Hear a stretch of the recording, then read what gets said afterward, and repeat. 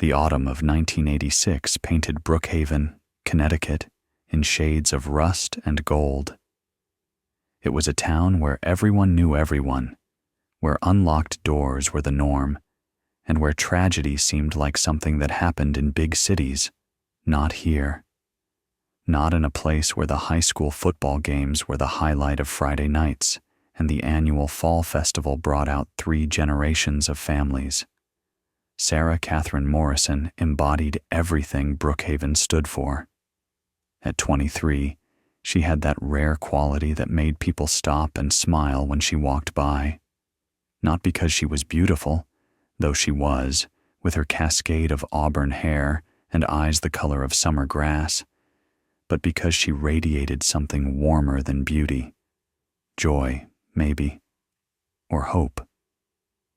She taught 2nd grade at Brookhaven Elementary, and her classroom was a riot of color and creativity.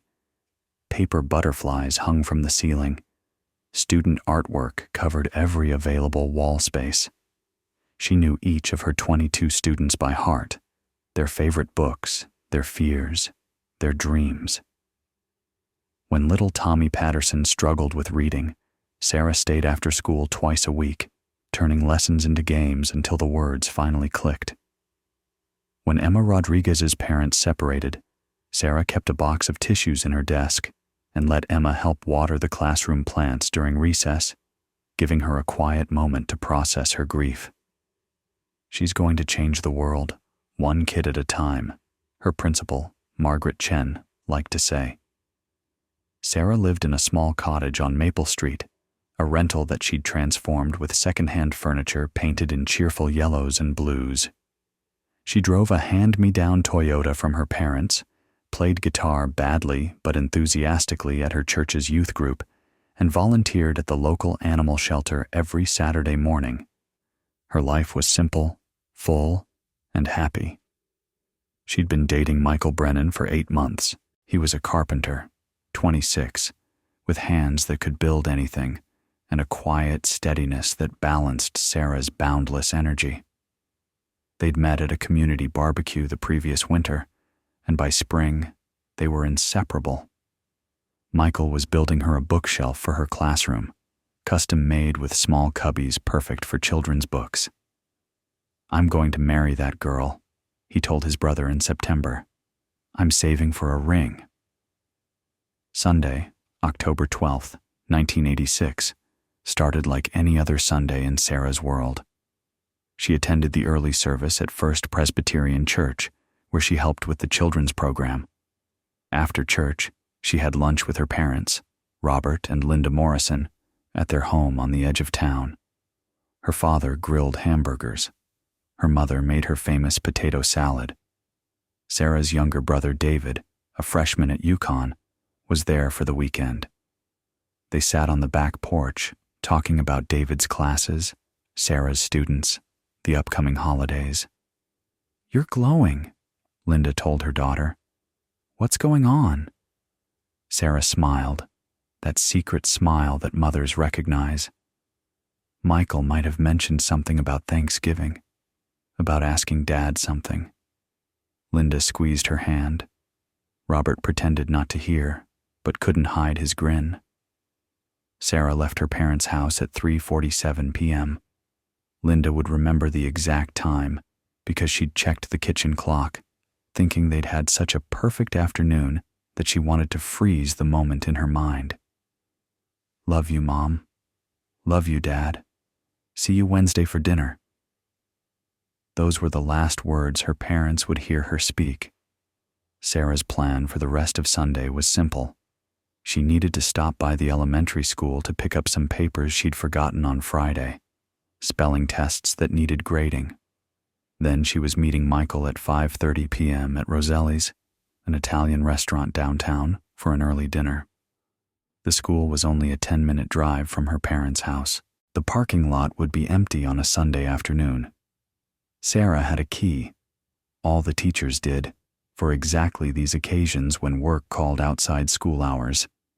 Her Toyota was found in the school parking lot the next morning, driver's door closed but unlocked, her purse on the passenger seat with her wallet, cash, and credit cards untouched. Her keys were in the ignition. Sarah Catherine Morrison was gone. Michael Brennan arrived at Roselli's at 5:25 p.m., 5 minutes early because he was always early for Sarah. He'd showered, shaved, put on the blue shirt she liked. In his truck was the bookshelf he'd finished, wrapped in a blanket, ready to surprise her with tomorrow. By 5:45 p.m., he was worried. Sarah was never late. She was the person who showed up 15 minutes early to everything. He called her cottage. No answer. He called her parents. She left here around 4, Robert Morrison said. Said she had to stop by the school. Then she was meeting you. Michael drove to the school. Sarah's car was there, alone in the vast parking lot, looking small and vulnerable in the fading October light. He tried the doors, locked. He peered through the windows. Everything looked normal, quiet, empty. But Sarah's car shouldn't be here. She should be at the restaurant. Or if something had delayed her at school, she would have called. Michael's hands shook as he dialed 911 from the payphone outside the school. I need to report. I think something's wrong. My girlfriend was supposed to meet me, and her car's here, but she's not, and she wouldn't just leave. Officer Richard Hayes arrived within 12 minutes. He was a 20-year veteran of the Brookhaven Police Department, a man who'd spent most of his career handling noise complaints, the occasional drunk driver, and lost pets. He approached this call expecting a simple explanation, a miscommunication, a forgotten errand, young love's tendency toward drama. What he found instead would haunt him for the rest of his life. The school's front entrance was locked. Hayes called the principal, Margaret Chen, who arrived with her key within 15 minutes, her face creased with concern. They entered together, Michael following, his heart hammering against his ribs. The hallways were dark, silent, smelling of chalk dust and floor wax. Their footsteps echoed on the linoleum. They checked Sarah's classroom first, room 107, the butterflies still hanging from the ceiling, the student artwork still bright on the walls. Everything was in order. No sign of disturbance.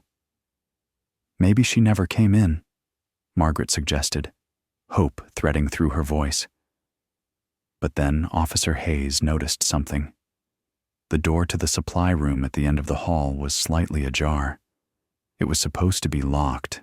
It always stayed locked because it contained expensive equipment and supplies. Hayes approached slowly, some instinct making him motion for Margaret and Michael to stay back. He pushed the door open with his forearm, careful not to touch the handle. The supply room was small, maybe 10 feet by 12 feet, lined with metal shelves stacked with paper, art supplies, cleaning products. The overhead light was off, but the dim light from the hallway revealed enough.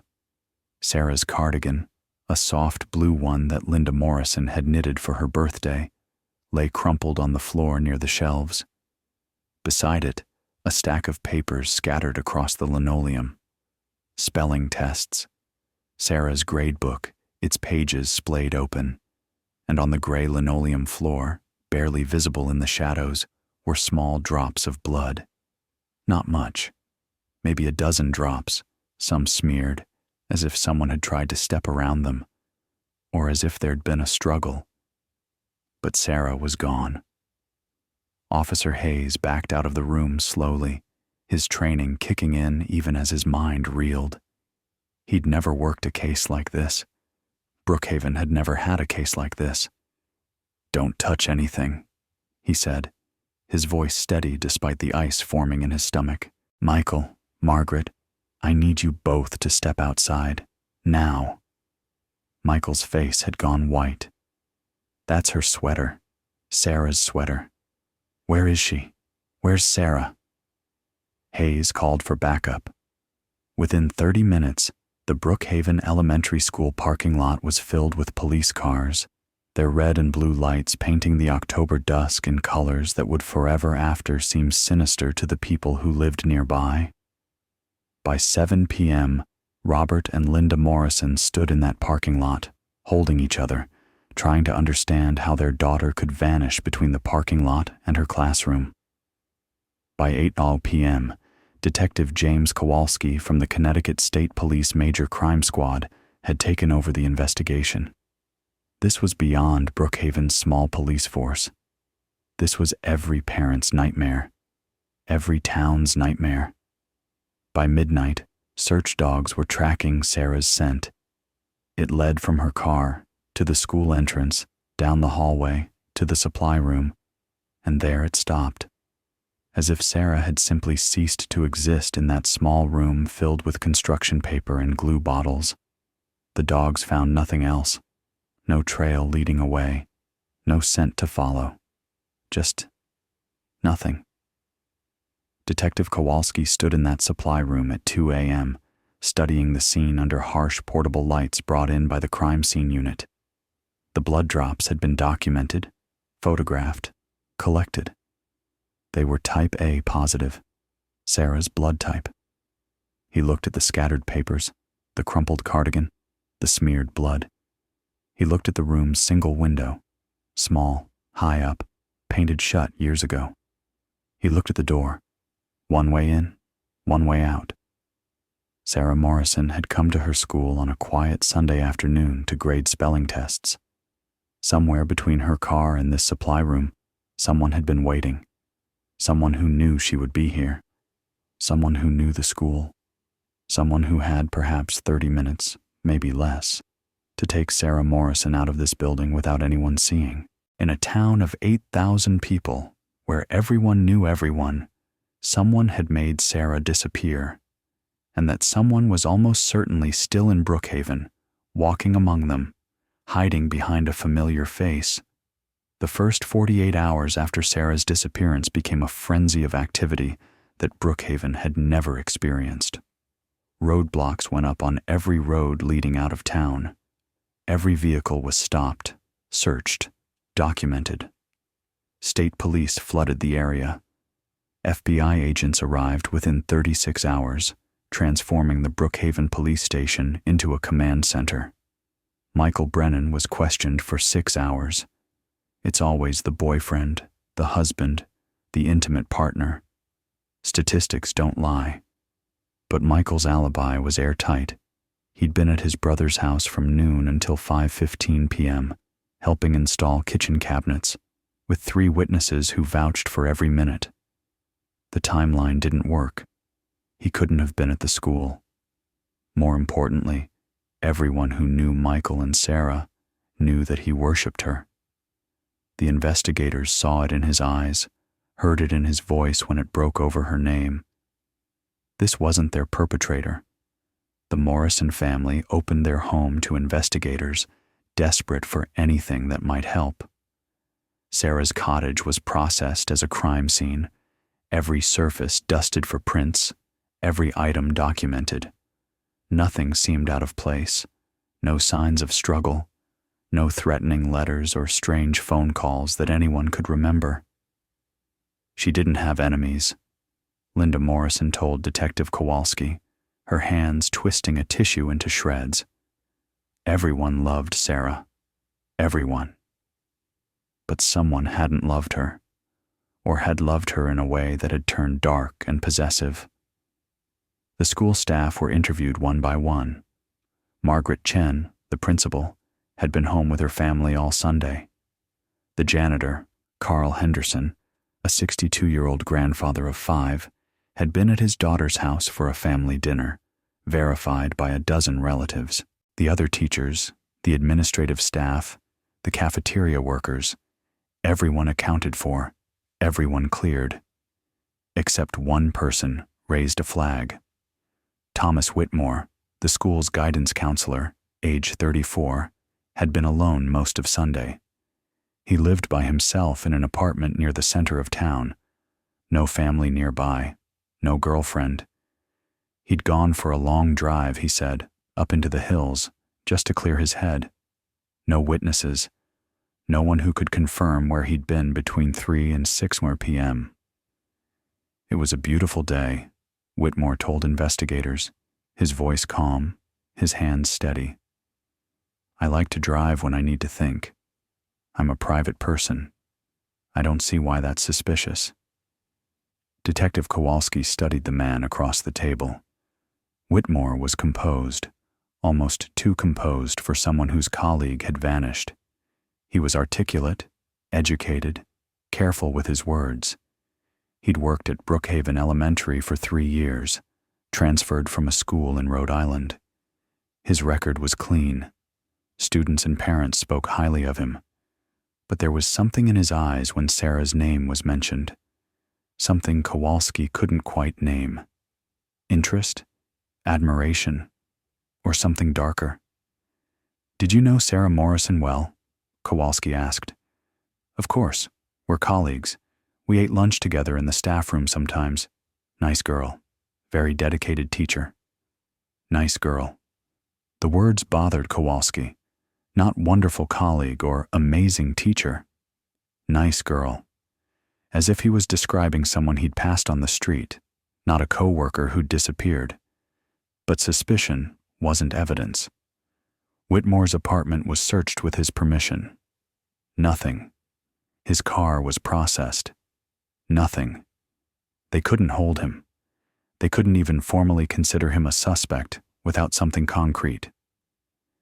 Meanwhile, the search for Sarah continued. Volunteers combed through the woods surrounding Brookhaven. The town's 2 small lakes were dragged. Abandoned buildings were searched. Every inch of the school and its grounds was examined with a thoroughness that bordered on obsessive. They found nothing. No body. No additional evidence. No witnesses who'd seen anything unusual that Sunday afternoon. The media descended on Brookhaven like locusts. Sarah's face appeared on every news broadcast in Connecticut, then across the nation. Missing teacher. Vanished without a trace. Connecticut town's nightmare. Robert Morrison made tearful appeals on television. Please, if you know anything, if you saw anything, come forward. We just want our daughter home. We just want Sarah home. Tips flooded in. Hundreds of them. Sarah had been seen in New York, in Boston, in California, on a bus, in a restaurant, getting into a blue car, a red car, a white van. Each tip was investigated, documented, chased down. Each one led nowhere. 3 weeks after Sarah's disappearance, Michael Brennan stood in her classroom, the butterflies still hanging overhead, the student artwork still bright and cheerful, and he broke. The bookshelf he'd built her sat in his truck, still wrapped in a blanket, and he couldn't bear to look at it anymore. He sat at Sarah's desk, and he wept like a child. Margaret Chen found him there. She didn't say anything. She just sat beside him and cried too. By December, the FBI agents had returned to their field office.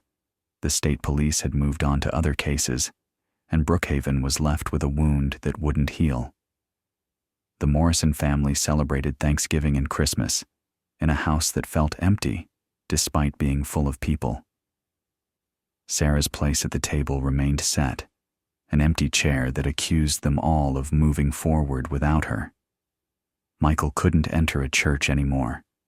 He'd stopped believing in a God who would let Sarah disappear.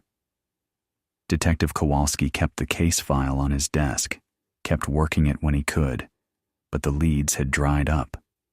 Without evidence, without witnesses, without a body, the case was stalling, going cold. Thomas Whitmore continued working at Brookhaven Elementary. Some parents requested their children be moved out of his counseling sessions, not because of evidence, but because of whispers, because fear needed a target.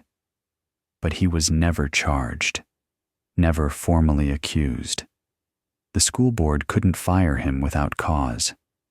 He remained, a question mark in the halls where Sarah had once brought light.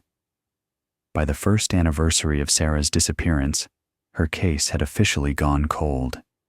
Active investigation ceased. The file was moved to the cold case archives. Life in Brookhaven slowly, painfully, moved forward. But Linda Morrison never stopped waiting for the phone to ring. Robert never stopped checking every news report of unidentified remains found anywhere in New England. Michael never stopped driving past Brookhaven Elementary late at night, looking at the dark windows, wondering what had happened in those few minutes that had stolen everything from him. And somewhere, someone knew. Someone who walked the streets of Brookhaven, who perhaps still lived there, who carried the weight of what they'd done.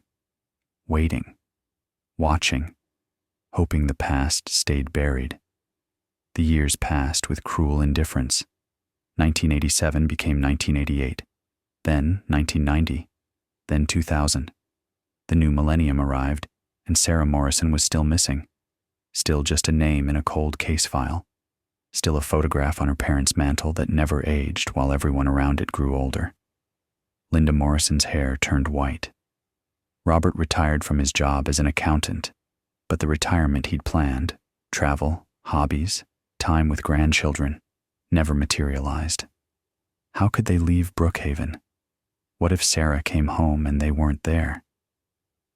David Morrison, Sarah's younger brother, became a criminal attorney.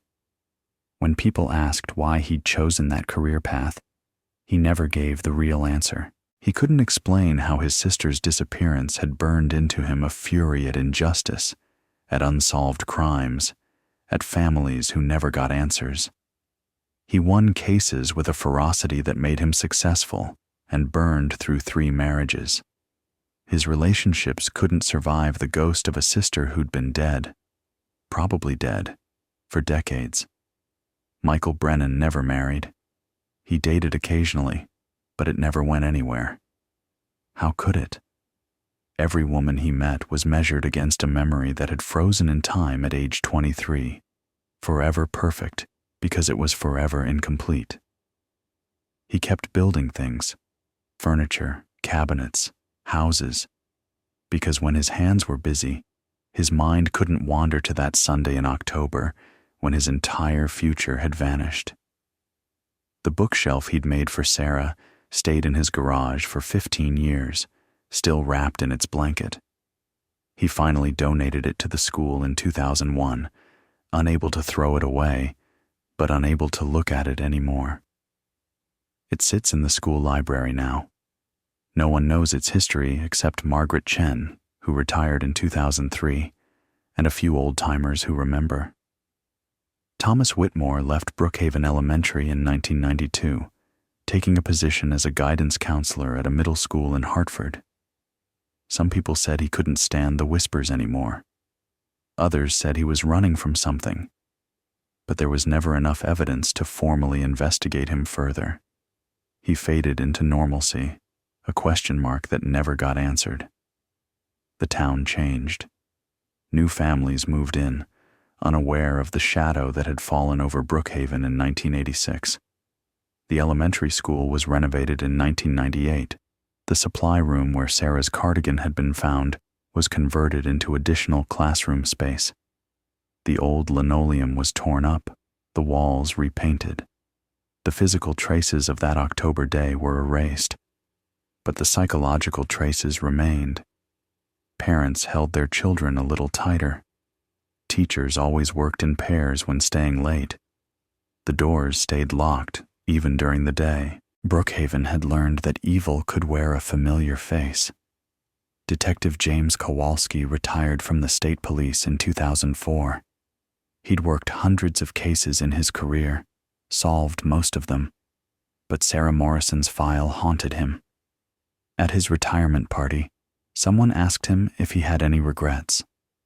"One," he said. "Just one." Everyone knew which case he meant. In 2010, Linda Morrison was diagnosed with breast cancer. She fought it with the same determination she'd brought to keeping Sarah's case alive, but the cancer was aggressive. In her final weeks, in a hospital room that smelled of antiseptic and defeat, she held Robert's hand and whispered, Do you think she knows I tried? Do you think Sarah knows I never stopped looking? She knows, Robert told her, tears streaming down his weathered face. Wherever she is, she knows. Linda Morrison died on March 3, 2011, having never learned what happened to her daughter. Her funeral was attended by hundreds, and the priest spoke of faith and hope and love, but everyone there was thinking the same thing. A mother had died without answers, without justice, without being able to bury her child. Robert Morrison moved into a nursing home in 2015. He was 82, his body failing, his mind starting to slip. On clear days, he remembered everything about Sarah with perfect clarity. On foggy days, he would ask the nurses when his daughter was coming to visit, and they would gently remind him that Sarah couldn't come, and he would weep as if learning the news for the first time. David Morrison visited his father every week, watching Alzheimer's steal the man who'd once been his rock. Sometimes David was grateful for the disease. At least his father could forget, even temporarily, the pain that had defined his last 3 decades. By 2018, 32 years after Sarah's disappearance, most people in Brookhaven had forgotten the case. It was ancient history. The parents who'd pulled their kids from Thomas Whitmore's counseling sessions were grandparents now, if they were still alive. The children who'd been in Sarah's 2nd grade class that year were middle-aged, with children of their own, and most had only the vaguest memories of their teacher who'd disappeared. Sarah Morrison was becoming a ghost story, the kind of tale told at Halloween. Did you know a teacher vanished from this school back in the 80s? They never found her body. But then, in December 2018, something extraordinary happened. Something that would change everything. Margaret Chen's grandson, Marcus, was taking a criminal justice class at Central Connecticut State University. His professor assigned a project: investigate a cold case using modern techniques and technology that hadn't existed when the original crime occurred. Marcus chose his grandmother's case, the one she'd never stopped talking about, the teacher who'd vanished from her school. He started by requesting the case file from the state police. Under the Freedom of Information Act, he could access most of it: 32-year-old evidence logs, interview transcripts, crime scene photos that had yellowed with age. And in that evidence log, he found something interesting. The blood drops from the supply room floor, the samples taken from Sarah's cardigan. They'd been typed in 1986, A positive, matching Sarah, but they'd never been DNA tested. In 1986, DNA testing was brand new, expensive, not widely used. The Brookhaven police didn't have the resources or the knowledge to pursue it. But those samples still existed, preserved in the state police evidence facility, frozen in time, just like Sarah. Marcus called his grandmother. Margaret Chen was 83 years old now, her body frail, but her mind sharp as ever. When Marcus told her about the DNA samples, she was quiet for a long moment. Can they still test it, after all these years? Professor says probably yes. DNA degrades, but if it was stored properly, there's a good chance. Then test it, Margaret said, her voice suddenly fierce with the strength she'd once used to run a school. Test everything. Find out what happened to Sarah. Marcus took his findings to his professor, who had connections with the state police cold case unit. In January 2019, the Sarah Morrison case was officially reopened. The evidence samples were sent to the State Police Forensic Science Laboratory. The blood from the floor, the blood from the cardigan, and one more thing that had been overlooked in the original investigation: a partial fingerprint on the doorframe of the supply room. It had been photographed, documented, but in 1986, fingerprint databases were limited, local. If the perpetrator wasn't in the system, the print was useless, But now there was CODIS. Now there was APHIS. Now there were databases that connected every law enforcement agency in the country. On February 14th, 2019, Valentine's Day, ironically, the DNA results came back. The blood on the floor and the cardigan matched Sarah Morrison, as expected. But there was something else. Something that made the forensic analyst sit up straight in her chair and immediately call the detective handling the case. Mixed with Sarah's blood, microscopic but present, was DNA from someone else. Skin cells, probably transferred during a struggle. Male DNA. Not Michael Brennan. They'd already ruled him out. Not anyone in the original suspect pool that had been tested during the reinvestigation. This was someone new. Someone whose DNA was in the system. And they had a match. The name that came back from CODIS sent shockwaves through the investigation team. Gary Mitchell Freeman. Not Thomas Whitmore, the guidance counselor who'd been whispered about for decades. Not any of the obvious suspects. Gary Freeman had been a substitute custodian at Brookhaven Elementary in the fall of 1986. He'd filled in for Carl Henderson, the regular janitor, for 3 weeks in September, while Carl recovered from back surgery. Gary had been 28 years old, quiet, unremarkable. After his substitute position ended in early October, he'd moved on. No one had thought to question him extensively after Sarah's disappearance, because he hadn't officially worked at the school for over a week before she vanished. But Gary Freeman had keys to the school. Keys he'd forgotten to return when his substitute position ended. Keys that would have let him enter the building any time he wanted. And Gary Freeman's DNA was now in CODIS because he'd been arrested in 2003 in Vermont for stalking. A woman he'd worked with reported that Freeman had been following her, leaving flowers on her car, showing up places she went. He'd been convicted of a misdemeanor, given probation, and mandated to provide a DNA sample. That sample had sat in a database for 16 years, waiting to be matched to a crime. Detective Rachel Morrison, no relation to Sarah, the name was coincidence, was assigned to the case in 2019.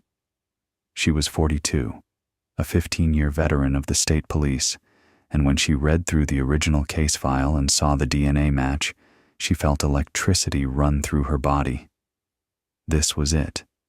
After 33 years, they had a lead. The first thing she did was locate Gary Freeman.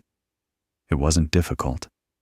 He was living in a small town in New Hampshire, working as a maintenance man at an apartment complex. He'd moved around a lot over the years: Vermont, Massachusetts, New York, New Hampshire. Never staying in one place longer than a few years. Never married, no children. A solitary life. On March 1st, 2019, Detective Morrison and 2 other officers knocked on Gary Freeman's door at 6 a.m. He answered in his bathrobe, a slight man with thinning gray hair and pale eyes that showed no surprise when he saw the badges. "I've been expecting this for a long time," he said calmly. "I suppose you want to talk about Connecticut." At the police station in Manchester, New Hampshire, Gary Freeman waived his right to an attorney. He sat across from Detective Morrison with his hands folded on the table, and he spoke in a flat, emotionless voice that made her skin crawl. "I didn't plan to hurt her," he began. "I want you to understand that. I admired Sarah. She was everything good in the world. Bright, kind, beautiful. I watched her with those children, and I thought maybe someone like her could see something good in someone like me." "You were attracted to her," Morrison said, keeping her voice neutral. "I loved her," Freeman corrected, and there was passion in his voice for the first time. "I loved her from the moment I started working at that school. I would find reasons to be near her classroom. I would time my breaks so I could see her in the parking lot. I learned her schedule." And when your substitute position ended, I kept the keys. I knew I shouldn't, but I couldn't let go. I couldn't stop thinking about her. I would drive by her house at night. I would go to the school on weekends, just to walk the halls where she walked. Morrison felt sick, but kept her expression blank. Tell me about October 12th, 1986. Freeman was quiet for a moment. His fingers twitched on the table. I saw her car pull into the parking lot that Sunday. I was there. I'd been going there every Sunday, hoping she might come in. And there she was. What happened? I was in the building. I hid when I heard her come in. I followed her to her classroom. She went to the supply room to get something. And I couldn't help myself. I just wanted to talk to her, to tell her how I felt. But she rejected you. Freeman's face twisted. She didn't even know who I was. I said her name, and she turned around, and she looked at me like I was a stranger, like I was nothing. I'd spent months thinking about her, loving her, and she didn't even remember the janitor who'd cleaned her classroom. So you attacked her. I tried to explain. I tried to make her understand. But she got scared. She tried to leave. I grabbed her arm, and she pulled away, and she fell, hit her head on the shelf. Freeman's voice had gone flat again, as if he was describing something that had happened to someone else. There was blood. Not much, but some. She was dazed, and I panicked. Morrison's hands clenched under the table. Where did you take her? My van was parked behind the school, near the back door by the gym. No cameras back there. I checked before. I carried her out. She was barely conscious. I put her in the back of the van and I drove. Where? Freeman looked directly at Morrison for the first time, and his pale eyes were empty. There's a quarry, about 40 minutes north of Brookhaven, off Route 202. Abandoned since the 70s. Filled with water now, deep water. I'd explored it once when I was younger. I knew no one went there anymore. The room went silent except for the hum of the recording equipment. She woke up in the van, Freeman continued. Started crying, begging me to let her go. She said her family would be worried. She said she had a boyfriend who was waiting for her. She promised she wouldn't tell anyone what happened if I just let her go. His voice cracked slightly. I wanted to. God, I wanted to. But I knew she'd tell. I knew my life would be over. And I thought, if I couldn't have her, no one could. What did you do? Morrison's voice was barely above a whisper. I held her under the water until she stopped struggling, and then I weighted her body with cinder blocks I had in my van.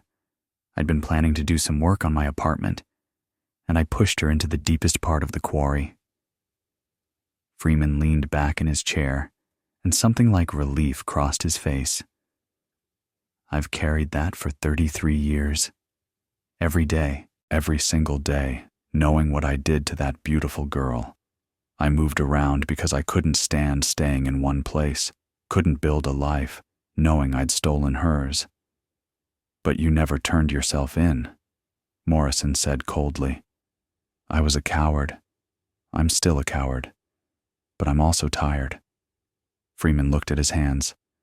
I'm 59 years old. I have nothing. No family, no friends, no life worth living. When you knocked on my door this morning, part of me was grateful. It's over now. Finally, it's over. Morrison stood up, her chair scraping harshly against the floor. Gary Mitchell Freeman, you're under arrest for the murder of Sarah Catherine Morrison. You have the right. I know my rights, Freeman interrupted quietly. I've been waiting 33 years to hear them. The quarry off Route 202 was everything Gary Freeman had described. Remote, abandoned, forgotten. It had filled with rainwater and runoff over the decades, creating a dark pool surrounded by steep rock walls and overgrown vegetation. On March 5, 2019, a specialized dive team from the Connecticut State Police entered the water. The visibility was nearly zero. The depth in the center of the quarry was over 60 feet. They used sonar equipment to map the bottom, searching for anomalies that might indicate human remains. On the second day of searching, they found her. The cinder blocks Freeman had used as weights had kept Sarah's body in place, preserved by the cold water and sealed in the mud at the bottom. 33 years underwater, but because of the unique conditions of the quarry, cold temperature, low oxygen, minimal bacterial activity, there was enough remaining for positive identification. DNA testing confirmed what everyone already knew. This was Sarah Catherine Morrison, the girl who'd vanished on a Sunday afternoon in October 1986. The daughter, the girlfriend, the teacher who'd changed lives with her kindness. Finally, after more than 3 decades, she was coming home. The news spread through Brookhaven like wildfire. People who'd moved away decades ago heard about it and wept. Michael Brennan, now 59 years old, sat in his truck outside the elementary school and cried until he couldn't breathe. David Morrison flew home from Seattle, where he'd been working on a case, and stood in his childhood home, looking at his sister's bedroom that his father had never let anyone touch. Robert Morrison was in the nursing home when Detective Rachel Morrison came to tell him the news. He was having one of his clear days, and when she explained that they'd found Sarah, that they'd arrested the man who'd killed her, he closed his eyes and tears leaked from beneath his lids. "Linda," he whispered. "Linda should know. Can someone tell Linda?" "Your wife passed away, Mr. Morrison, in 2011. Do you remember?" Robert opened his eyes, and the clarity there was devastating. "I remember. I wish she could have known. She waited so long. She knew you never stopped trying to find Sarah," Morrison said gently. "That matters." "Does it?" Robert asked. "Does anything matter now?" On March 20th, 2019, Sarah Catherine Morrison was finally laid to rest in Brookhaven Memorial Cemetery, next to the plot where her mother had been buried 8 years earlier. The funeral was attended by hundreds, former students, now adults, who still remembered their second-grade teacher, fellow teachers from the elementary school, townspeople who'd never met Sarah but had lived with her ghost for 3 decades. Michael Brennan delivered the eulogy, his voice shaking but strong. "Sarah was 23 years old when she was taken from us. I was 26. We'd planned a life together, marriage, children, growing old on that porch where we'd first kissed. That life was stolen, not just from Sarah, but from everyone who loved her, from the children she would have taught, from the family she would have raised, from the friend I would have had for the next 50 years. He paused, looking at the casket covered in autumn flowers, Sarah's favorite season. But that man didn't steal everything. He didn't steal our memories of Sarah's laughter. He didn't steal the impact she had on every life she touched. He didn't steal the love we still carry for her. Those things are ours, and his evil couldn't reach them." The trial of Gary Mitchell Freeman began in September 2019. He pled guilty to first-degree murder, kidnapping, and improper disposal of human remains. There was no trial by jury, no dramatic courtroom moments, just a guilty man accepting his punishment. At his sentencing hearing, the prosecutor read victim impact statements from Sarah's family and friends. Michael Brennan's statement was simple. "Every day for 33 years, I wondered if she'd suffered, if she'd been scared, if she'd thought about me in those final moments. Now I know, and it's worse than not knowing, but at least the wondering is over." David Morrison's statement was longer, angrier. You stole my sister. You stole my mother's final years of peace. You stole my father's golden years. You took a light from the world and snuffed it out because your ego couldn't handle rejection. I hope you live a long, long time in prison, and I hope every single day reminds you of what you destroyed." Freeman sat through these statements with his head bowed. When the judge asked if he had anything to say before sentencing, he stood slowly. "I don't expect forgiveness," he said. "I don't deserve it. I destroyed something beautiful because I was selfish and weak. If I could trade my life for hers, I would. But I can't. All I can do is make sure everyone knows the truth and accept whatever punishment comes." The judge showed no mercy. Life in prison without possibility of parole. Freeman was 59 years old. He would die behind bars. As guards led him away, Freeman looked back one time at the Morrison family section.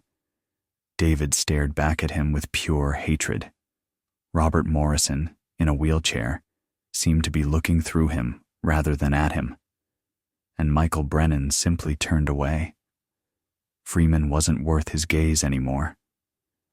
In the months after Gary Freeman's sentencing, Brookhaven slowly began to heal from a wound that had festered for 33 years. The elementary school held a memorial assembly for Sarah Morrison. They planted a tree in the courtyard, a sugar maple that would turn brilliant shades of red and gold every autumn, with a plaque that read, "In memory of Sarah Catherine Morrison, 1963-1986, teacher, friend, light." Margaret Chen attended the ceremony, now 84 years old and using a walker. Her grandson Marcus stood beside her, the criminal justice student whose project had broken open the case. "You did this," Margaret told him, tears streaming down her weathered face. "You brought her home." Marcus shook his head. "DNA technology did this. I just asked the right question." "That's all it takes sometimes," Margaret said. "Just one person asking the right question." The bookshelf Michael Brennan had made for Sarah, the one that had sat in the school library for 18 years, its history unknown to most, was moved to a place of honor beside the memorial plaque. A new plaque was added explaining its significance. Children sit there now to read, unaware that they're resting against a love story that ended in tragedy. For Michael Brennan, Sarah's recovery and Freeman's conviction didn't bring the closure everyone said it would. How could it? Closure implied an ending, but his pain didn't end. It just changed shape, became something he could carry differently. He started attending a support group for people who'd lost loved ones to violence. He listened to other stories, other lives shattered by senseless acts. Slowly, he began to speak about Sarah without his voice breaking, began to remember her laughter without immediately thinking of the quarry. On what would have been Sarah's 56th birthday, Michael visited her grave and did something he hadn't been able to do before. He brought flowers, yes, but he also brought a photo of himself with his niece's daughter, a little girl who loved to read and wanted to be a teacher. "Her name is Sarah," he told the headstone. "They named her Sarah because they wanted to honor you. She's 7 years old, and she's brilliant and kind, and sometimes when she smiles, I see you. Life went on, Sarah. I know you'd want that. I know you'd be happy that your name is living on in this little girl who's going to change the world, just like you did." David Morrison took a leave of absence from his law firm and spent 3 months in Brookhaven, sorting through his childhood home, preparing to sell it. His father had passed away in his sleep 6 months after Sarah's funeral, and David believed his father had simply been ready to let go once he knew what had happened to his daughter. In Sarah's room, preserved for 33 years like a shrine, David found her journals. He sat on her childhood bed and read them, cover to cover, meeting his sister again through her own words. She wrote about her students, her dreams, her love for Michael. She wrote about wanting to make the world better, one child at a time. On the last page of the last journal, dated October 10th, 1986, 2 days before she disappeared, Sarah had written, "Sometimes I look at my life and I can't believe how lucky I am. I have a family who loves me, a job I adore, a man who wants to spend forever with me. Whatever happens, I want to remember this moment of pure happiness." David closed the journal and wept. She'd been happy. In those final days, Sarah Morrison had been deeply, profoundly happy. Freeman had stolen her future, but he hadn't stolen that.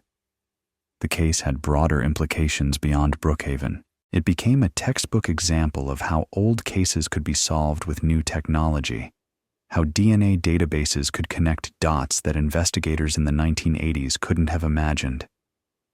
Marcus Chen's original criminal justice project was published in a forensic science journal.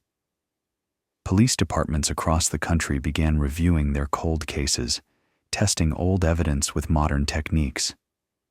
3 other unsolved cases in Connecticut were solved using similar methods within 2 years of Sarah's case being closed. Each one brought families their own version of closure, their own mix of pain and relief at finally knowing. Detective Rachel Morrison received commendations for her work on the case, but she brushed off the praise. "I just followed the evidence," she said. "The real credit goes to the forensic scientists who developed DNA technology, to Marcus Chen for asking the right questions, and to the Morrison family for never giving up." Gary Freeman sits in a Connecticut state prison, where he will remain until he dies. He rarely gets visitors. He doesn't have friends among the other inmates. Child killers and those who harm women are at the bottom of the prison hierarchy. He spends most of his time alone in his cell, which some might consider poetic justice for a man who destroyed lives because he couldn't handle his own loneliness. In rare interviews with forensic psychologists studying his case, Freeman has expressed remorse, but it's hard to know if it's genuine or performative. He talks about Sarah as if he knew her, as if they'd had a relationship, which is its own kind of delusion.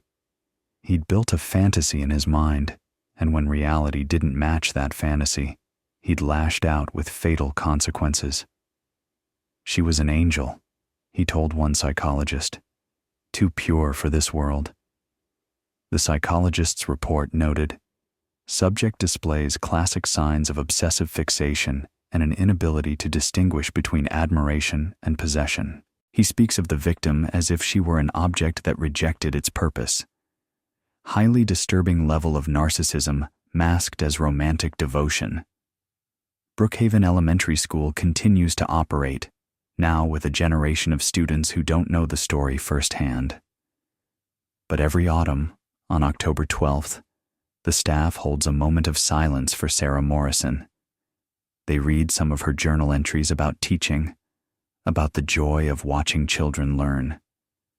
They remember that one of their own was taken, and they honor her memory by doing the work she loved. Some of Sarah's former students, now middle-aged with children of their own, have shared their memories in the years since the case was solved. They remember a teacher who made learning fun, who never raised her voice, who seemed to genuinely care about each of them as individuals. "She's the reason I became a teacher," wrote Jennifer Patterson, who'd been in Sarah's second-grade class in 1986. "She showed me that you could change the world in small ways, one student at a time. My daughter's middle name is Sarah, and when she's old enough, I'll tell her why." These testimonials, these ripples of impact spreading across decades, are Sarah's true legacy. Freeman took her life, but he couldn't erase the difference she'd made in the time she had. On October 12th, 2024, 38 years to the day after Sarah Morrison disappeared, Michael Brennan made his annual visit to her grave He's 64 now, his hair white, his hands showing the wear of 40 years of carpentry work. He brought autumn flowers, her favorite, and sat on the bench near her headstone. "I never remarried," he told her, speaking aloud like he does every year. "People say I should have moved on, but you can't move on from something that was never supposed to end. We were supposed to grow old together, Sarah. We were supposed to have 50 years, not 8 months." He paused, watching leaves fall from the sugar maple the school had planted in her memory. "But I'm okay. I want you to know that. It took a long time, but I'm okay. I think about you every day, but it doesn't hurt quite the same way anymore. It's more like you're a warm memory instead of an open wound. Is that okay? I hope that's okay." A breeze rustled the leaves, and Michael smiled. "I'm going to retire next year. Move to Florida maybe. Be near my brother's family. Start a new chapter. But I'll never forget you, Sarah. How could I? You were the best thing that ever happened to me." He stood slowly, his knees protesting, and placed his hand on her headstone one last time. "Rest easy, sweetheart. Justice was done. You can rest now." As Michael walked away, the autumn sun broke through the clouds, casting everything in golden light, the kind of light that makes October in Connecticut look like a painting, the kind of light Sarah Morrison would have loved. And somewhere in that light, in the laughter of children at the elementary school, in the pages of journals filled with dreams and hope, in the memory of everyone who'd loved her, Sarah Morrison lived on, not as a victim, not as a cold case, but as a reminder that even in darkness, even in tragedy, light can endure, love can endure, and sometimes, even after decades of silence, the truth will find a way to break free. The Sarah Morrison case is closed now. The file has been archived with the notation, "Solved, perpetrator convicted." But for those who knew her, who loved her, who were touched by her brief life, the case will never truly be closed.